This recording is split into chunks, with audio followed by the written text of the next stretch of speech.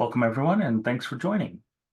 Today is going to be the first of probably a whole series of videos on what I'm calling the Block 74 Apollo guidance computer.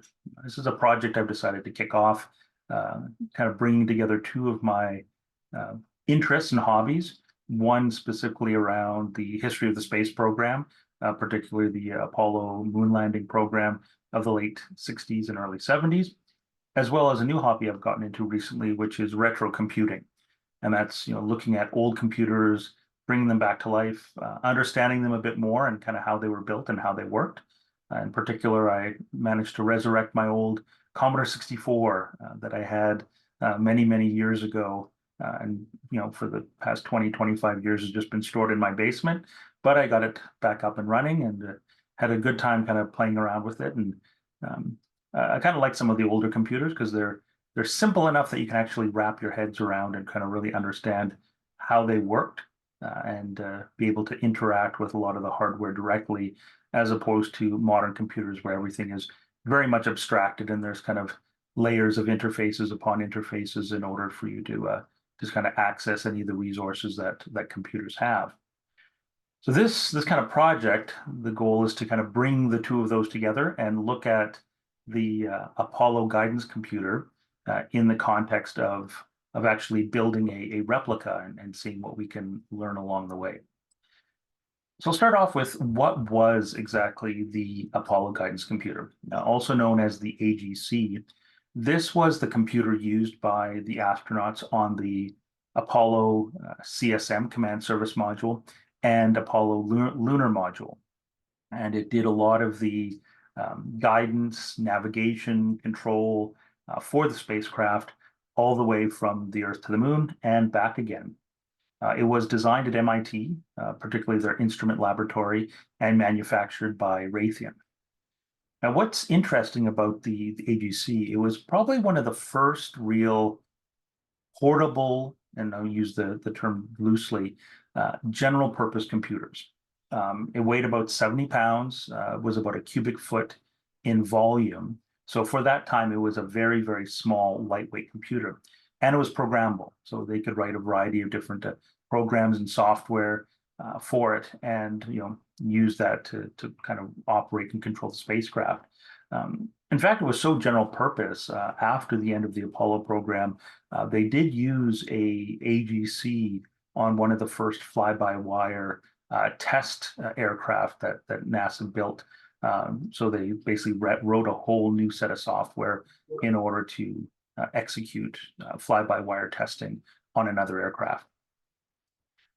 Stat-wise, I mean, it's a very, very simple computer, but especially by modern day standards, has 2,048 words of random access memory. So this is, in the case of how they implemented it in the late 60s, was through rewritable magnetic core memory. And then it has 36,864 16-bit words of fixed core rope memory. And this is where the actual programs, operating system were stored in the computer while it operated. So definitely nothing ground shattering by modern day computers. The computer that I'm recording this on is over 2,000 times faster from just a clock speed, running at about 4 gigahertz versus 2 megahertz, as well as the amount of RAM that I have on this computer is 16 gigabytes. So definitely orders of magnitude more memory and processing capability in today's computer. Another unique part about the AGC, it was one of the first computers that made large-scale use of integrated circuits. So there's kind of a bit of a transition between some of the first computers that were built largely with vacuum tubes, then moving to transistors, and there was kind of like an intermediate phase where computers were starting to be built with integrated circuits before the introduction of actual microprocessors, which integrated a lot of that functionality onto a single chip. So what NASA decided to do when they were designing the AGC was to, transistors they found weren't quite small enough, but of course the microprocessors that we'd expect would be still several years away and not really coming out until the early 1970s. So they used approximately 2,700 of these integrated circuits, and each one of these circuits had two 3-input NOR gates. Now, NOR gate is, of course, a logical element. It's a logic gate. One of the kind of 5 fundamental types of logic gates. So, of course, you have AND gates, you have OR gates, you have NAND gates, and you have NOR gates, and then, of course, NOT or inverters. And we can talk a little bit about sort of how some of those gates work a little bit later. But one of the characteristics of NOR gates, and same with NAND gates, is that you can build any other gate that you might need by combining NOR gates or NAND gates. So with this, NASA was able to look at getting a single type of integrated circuit that would kind of drive volume, so they could purchase a large number of them, and they could focus a lot of their efforts on making sure that that integrated circuit was highly reliable. And so the entire computer, or at least all the logic components, are built out of these NOR gate chips. Looking at a little bit more kind of what the insides are, is it was broken into what they call 2 trays, kind of the A tray that you see on the left, and then the B tray, which is on the right. The A tray mostly consisted of a variety of logic modules. So these would implement things like registers and control logic, and a few amplifiers. You can see these little interface modules on each of the cards shown on the A kind of A tray. And the B tray was more mostly memory. So because it used core rope and a variety of different erasable forms of memory, a lot of associated circuitry around amplifiers and how that memory was managed, and that took up the majority of the B tray. You can see at the very bottom, there's kind of an example. These are one of the actual kind of cards that you would see them, and all the different chips that were built into each and every one of those cards that were assembled into the trays, and then the 2 trays assembled together to form a complete computer. So what is this project? What am I actually trying to do here? So I'm going to take a little bit of, again, my interest in retro computing and some of the more fundamentals of how early computers were designed and built. And I'm going to look to implement or build a Block 2 Apollo guidance computer out of 74 LS series logic. So the 7400 kind of series of logic was a wide variety of different integrated circuits that were introduced in the 70s. And they're a bunch of building blocks. So everything from the same kind of gates that were used to build the Apollo computer in the first place, to registers, counters, decoders, a whole wide variety of different building blocks that you can use for a variety of digital logic projects. So I know that there have been some people out there that have, kind of re-implemented the Apollo guidance computer from, or NOR gates, just like the original one was built from. I'm going to use a combination. There are, some nicer building blocks that come with the 7400 series that, we've got registers and timers and clocks and all that stuff that'll make it a little bit easier to, rather than building everything from just, raw gates. So we're going to kind of use that to assemble the various components and pieces of an Apollo guidance computer. Now, I kind of got inspired to do this from a couple of different projects that I've seen out there. So the first was a really good series of YouTube videos put together by Curious Mark and his team. And they had the opportunity to restore an actual Apollo guidance computer. So someone that kind of reached out to them had acquired an old Apollo guidance computer surplus. It wasn't a flight. It didn't fly on one of the spacecraft. It was a real computer that had just been kind of scrapped.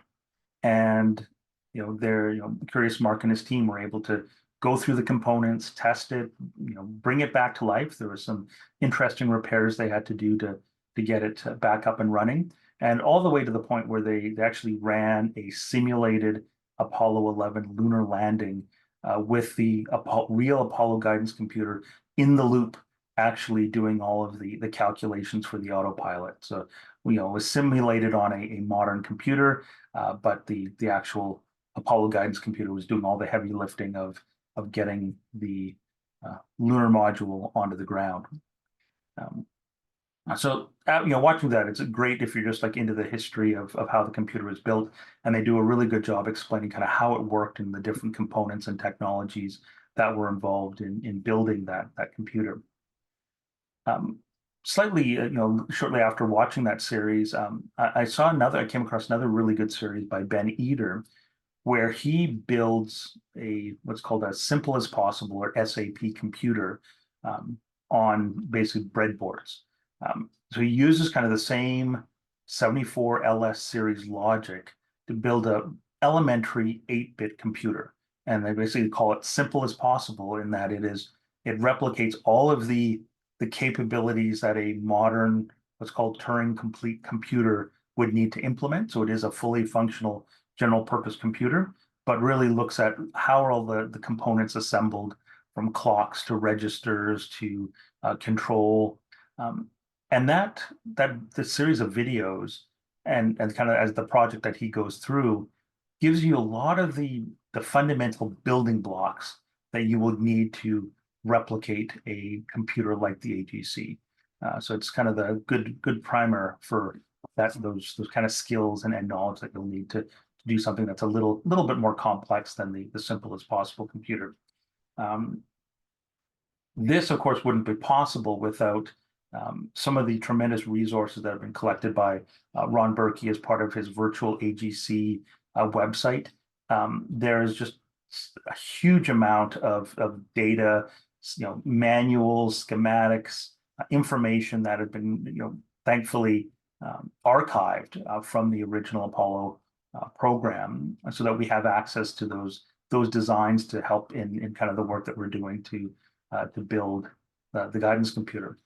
And then as I started doing some of the research on this project and assembling some of the first bits, I came across a project by W.G. Lasford, who on Hackaday.io is actually doing a very, very similar project to what I am attempting to do, is replicating the AGC using kind of those logic components. Now, you can see here we have a little bit of a diagram, and we're going to be getting fairly familiar with this as we go through, but this is one of the diagrams from the manuals that we have that really breaks down like what is the Apollo guidance computer and all of the various components. So what's the approach that we're going to take as we work on this project?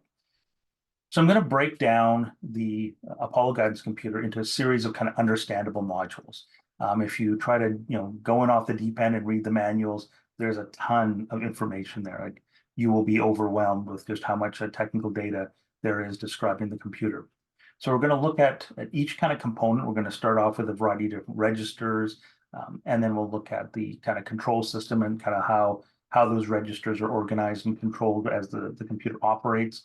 And then we'll get into some of the logic around whether it's input-output, memory, interrupts, and some of the more complex elements that kind of allow the computer to function as is.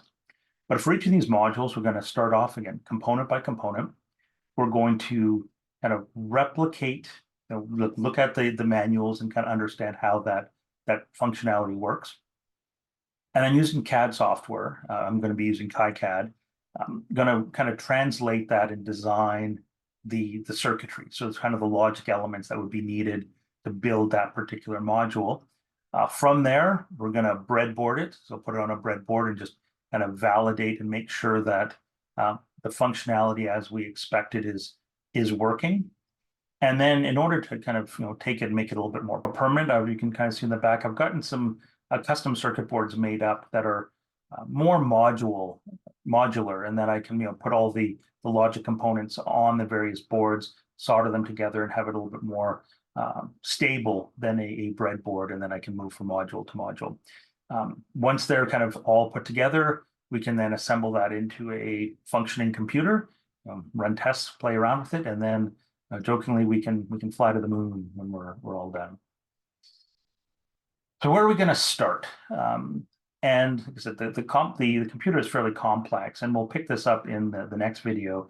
Is we're going to start talking about the kind of the central registers. So this is the registers inside the central processing unit of the computer, how that processor kind of stores data internally as it does a variety of different processing elements. So some registers buffer data, some registers are part of the ALU, so the arithmetic logic unit, and then there are other components that kind of basically all fit together to provide basic kind of computing functionality that the computer will need in order to operate.